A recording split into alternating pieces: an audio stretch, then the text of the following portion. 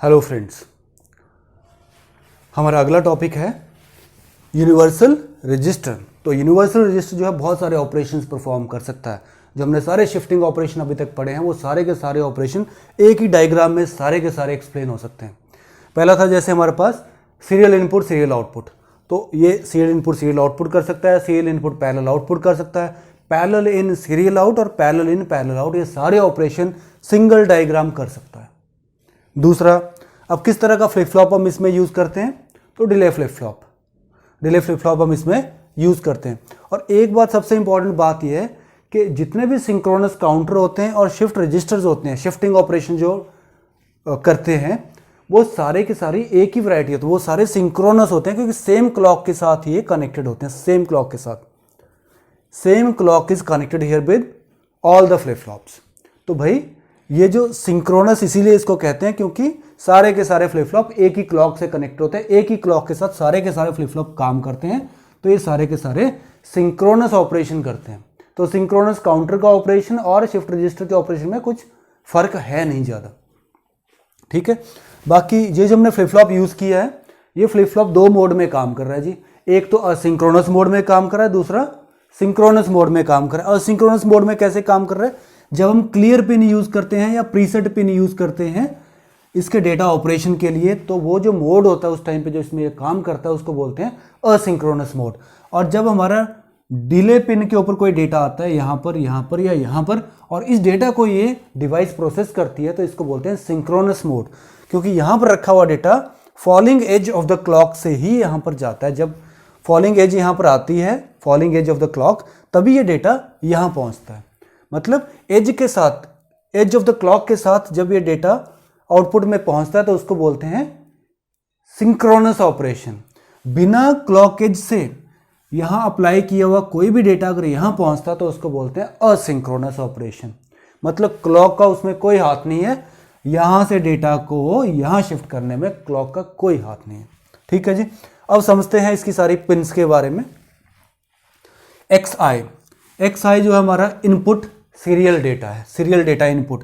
अब डेटा तो इसमें कोई भी हो सकता है, हमने एग्जांपल ले लिया 1010 इनपुट डेटा।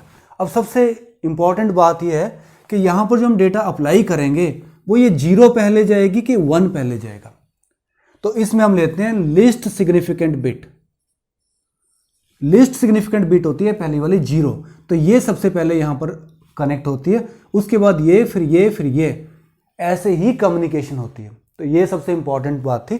और अगर ये यहाँ पर सबसे पहले लगेगी तो सीरियल आउटपुट में सबसे पहले यहाँ पर सीरियल आउटपुट में कौन सा डेटा पहुँचेगा, ये 0 ही पहुँचेगी सबसे पहले यहाँ पर। लेकिन कितनी क्लॉक्स के बाद, तो पहली क्लॉक में ये डेटा यहाँ पहुँचा, दूसरी में ये डेटा यहाँ से यहाँ पहुँचा, तीसरी में यहाँ से यहाँ, और चौथी में यहाँ से यहाँ।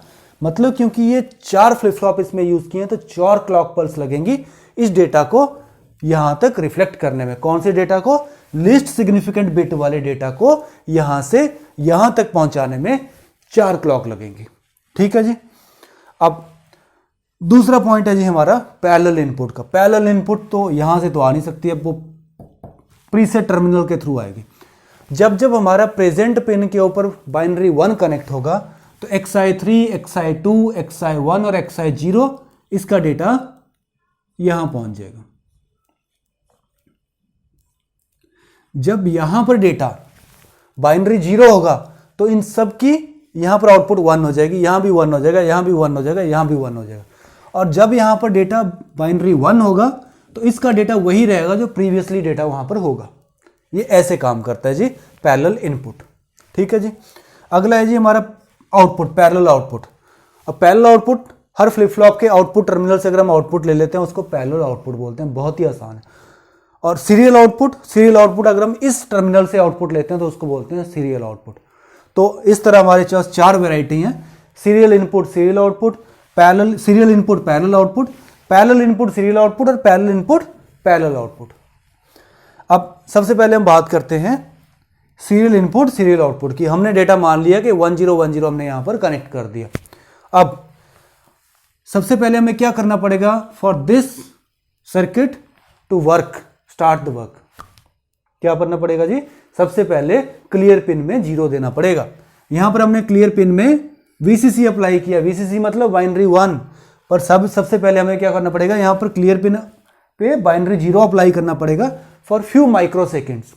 जब हमने यहाँ पर 0 अप्लाई कर दिया, 0 0 0 0, तो इन सब की आउटपुट जो है 0 0 आ जाएगी। एक बार सबकी आउटपुट 0 0 आ गई तो क्लियर पिन का काम खत्म हो गया।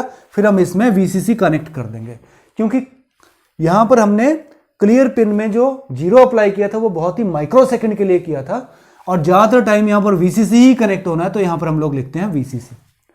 क्लियर हम लिखते नहीं है, लेकिन जब थियोरेटिकली एक्सप्लेनेशन करेंगे तो उसमें क्लियर का जिक्र जरूर होगा।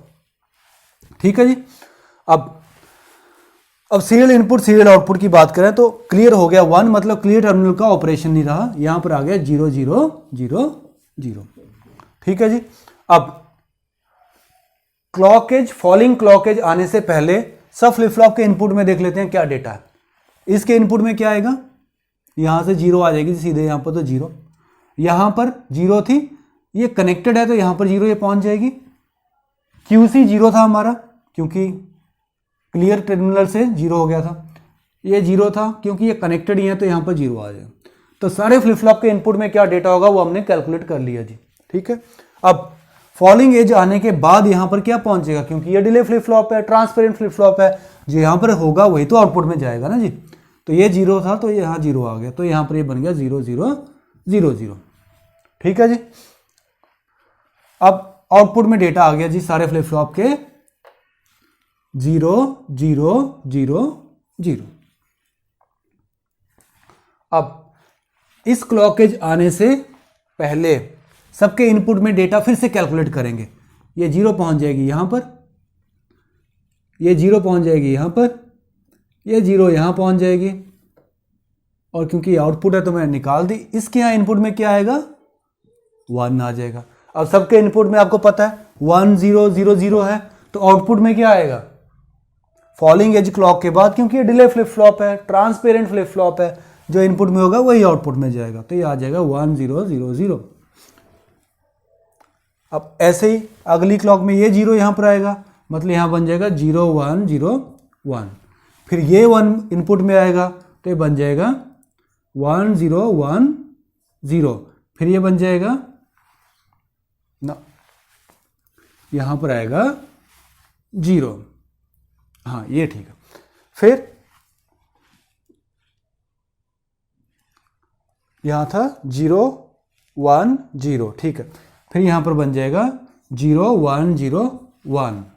अब ये जो हमारा 0 था यहां पर जो पहुंचा है वो 4 क्लॉक के बाद पहुंचा है यहां पर 0, मतलब ये वाली 0 4 क्लॉक के बाद यहां पर आउटपुट में पहुंची है। ठीक है जी। तो 4 क्लॉक लगेंगे इस LSB डेटा को सीरियल आउटपुट तक पहुंचाने के लिए, और 4 क्लॉक के बाद नेक्स्ट 4 क्लॉक में ये सारे का सारा डेटा आपके यहां आउटपुट में पहुंच जाएगा। अब आप बोलो कि ये सीरियल इनपुट पैरेलल आउटपुट की तरह कैसे काम करेगा, तो पैरेलल आउटपुट में आपका आउटपुट टेबल ये पूरा होगा। सीरियल आउटपुट के केस में आउटपुट वाला टेबल आपका इतना होगा, ये आउटपुट होगी, इसको हम बोलेंगे आउटपुट। ठीक है जी। अब हम बात करते हैं पैरेलल इनपुट सीरियल आउटपुट की। तो पैरेलल इनपुट डेटा करते कैसे हैं, हम XI3 पे मान लो बाइनरी 1 दे देते हैं, यहां पर दे देते हैं 0, यहां पर देते हैं 1, और यहां दे देते हैं 0, और प्रेजेंट को कनेक्ट कर देते हैं बाइनरी 1 पे। प्रेजेंट को हमने 1 पे कहते हैं, 1.1 कितना होगा 1, और इसका यहां पर नॉट, तो ये पहुंच जाएगा 0 पे। यहां पर अगर हमारा 0 आ गया तो आउटपुट क्या सेट हो जाएगी, 1 सेट हो जाएगी जी। ये 0 है तो आउटपुट 0 ही रहेगी, ये 1 है तो ये आउटपुट 1 सेट हो जाएगी, ये 0 है तो इसकी आउटपुट 0 ही रहेगी। तो जो हमने डेटा ऊपर रखा था 1 0 1 0, तो वो ये आ गया यहां पर 1 0 1 0। इसमें देखने वाली बात यह है कि जब यहां पर 0 आता है तो प्रीसेट की पिन में जब 0 आता है तो आउटपुट को ये 1 सेट करता है। अब आप देखो यहां पर अगर ये 0 है तो 0.1 क्या 0 हुआ, तो यहां पर आ गया 0, 0 का इन्वर्ट हो गया वहां पर 1। तो जब यहां पर 1 आ जाता है तो output same as that of previous रहती है, आउटपुट चेंज नहीं करती। और जब यहां पर 1 है तो यहां बनेगा 0, और जब ये 0 होती है तो आउटपुट को ये 1 सेट कर देता है जी, 1 प्रीसेट हो जाता है। तो 1 0 1 0 ये सारी आउटपुट आ गई आपकी आउटपुट टर्मिनल, मतलब यहां पर आ जाएगा आउटपुट। तो ये होगी पैरेलल इनपुट सीरियल आउटपुट। अगर आप इसको सीरियल ऑपरेशन करना चाहते हो तो यहाँ इनपुट में 0 0 0 दे करके इसको पूरे डेटा को शिफ्ट कर सकते हो रजिस्टर के थ्रू। ठीक है जी।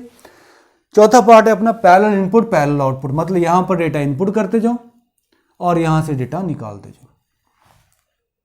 ठीक है जी। अब पैरेलल आउटपुट करने के लिए यहां पर भी आपको 0 0 डेटा देना पड़ेगा, क्योंकि ये क्लॉक के साथ काम कर रहा होगा। तो क्लॉक के साथ काम करेगा तो यहां पर 0 0 0 कनेक्ट कर दीजिए और वो 0 0 0 हर क्लॉक के बाद ये यहां पर शिफ्टिंग भी करता जाएगा और आउटपुट भी देता जाएगा। तो ये था यूनिवर्सल रजिस्टर। यूनिवर्सल रजिस्टर हमारा 4 मोड में काम कर सकता है, serial input serial output, serial input parallel output, parallel input serial output और पैरेलल इनपुट पैरेलल आउटपुट, मतलब 4 मोड में सिंक्रोनसली काम करता है जी। शिफ्टिंग ऑपरेशन हमेशा सिंक्रोनस ऑपरेशन होता है। लोडिंग ऑपरेशन जो है आपका वो असिंक्रोनस होता है। लोडिंग ऑपरेशन असिंक्रोनस हो सकता है, लोडिंग इनपुट के थ्रू भी होती है। लोडिंग सिंक्रोनस भी हो सकती है, असिंक्रोनस भी हो सकती है।